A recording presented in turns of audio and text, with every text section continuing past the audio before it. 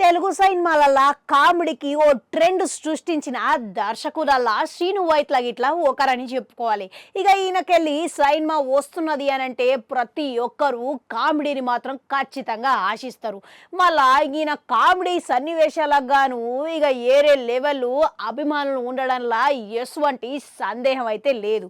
ఇక అందుకొరకనే ఈయన రాబోయే గోపీచంద్ సినిమా కొరకు విశ్వం అనే సినిమాతోని 8 నెలలు సమయం తీసుకున్నాడంట. ఇక అసలు ముచ్చటకొస్తే గిట్లా అది ఈయననే స్వయంగా చెప్తున్నాడు. ఇక ఏమంటున్నాడు అనంటే, ఇక నేను గోపీచంద్కు పోయి కథ చెప్పినప్పుడు నా దగ్గర 3 కథలు ఉన్నాయి. గవి ఇట్లా వరుస పెట్టి చెప్పిన. గోపీచంద్కు 3 కథలు నచ్చినాయి, కానీ గవి నాకెందుకో అచ్చిరావు అని అనిపించింది. ఇక ఆ పోరాటంకెళ్ళి వచ్చిన మన ఈ విశ్వం కథ అని చెప్పుకొచ్చిండు. అయితే గిది గిట్లా 2022లోనే జరిగిందంట. ఇక ఎప్పుడైతే ఈ కథను అనుకున్నానో ఈ కథకు నేను సృష్టించిన కామెడీ వెట్టుడు చాలా కష్టమైంది.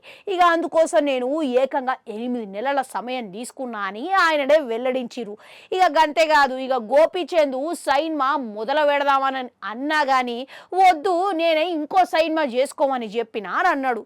ఇక గంతేకాదు, ఈ ముచ్చట కాకుండా ఇక ఆయన సినిమాలో చేసిన తప్పుల గురించి ఆయన చెప్పి అంగీకరించిండంట. ఇక ఏమన్నాడనంటే, నా సినిమాలకు ఇక నేను చేసిన కామెడీకి గాను ఒకటే విధంగా అన్ని సినిమాలు ఉండేసరికి ప్రజలు జరంతా ఫీల్ అయినట్టున్నారు. ఇక అదే అభిమానులు. ఇక అందుకని చెప్పేసి ఇక హీరో ఇంట్లోకి వచ్చి కామెడీ చేసుడు అనేది నాతో పాటు చాలా మంది దర్శకులు చేయడం వల్ల ఆ అభిమానులు ఇట్లా రిపీట్గా ఫీల్ అయినట్టున్నారు. ఇక అందుకోసము ఇక అది నేను దెబ్బ కొట్టింది నాకు. అందుకనే అది నేను వెంటనే గుర్తించిన. అందుకని చెప్పేసి ఇప్పుడు రాబోయే విశ్వం సినిమా కథ కొరకు నేను ఒక కొత్త కథని తీసుకున్నా. ఇక ఇది ఒక కామెడీ యాక్షన్ అని చెప్పుకోవచ్చు అని అన్నాడు.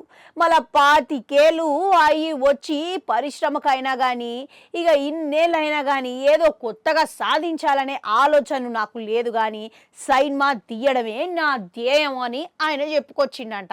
ఇక మళ్ళా మొత్తానికి చూసుకుంటే శ్రీను వైట్ల ఈ సినిమాకు పడ్డ కష్టంకి దక్క ఫలితం అందుకోవాలని కోరుకుంటా. మళ్ళా కలుద్దాం.